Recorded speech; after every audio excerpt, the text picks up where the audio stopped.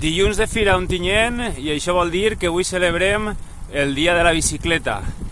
L'any passat no el vam poder fer per causes meteorològiques, va ploure, i enguany quasi, perquè aquesta nit ha plogut també, i sembla que avui sí que podrà ser.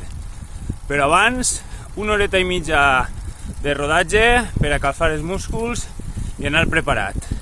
Anem allà!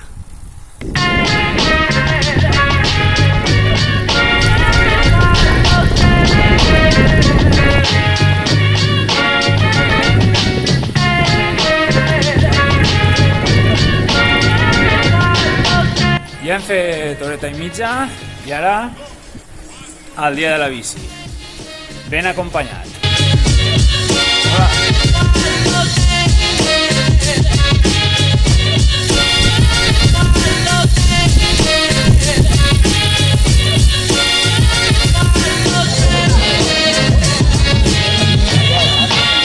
Bueno.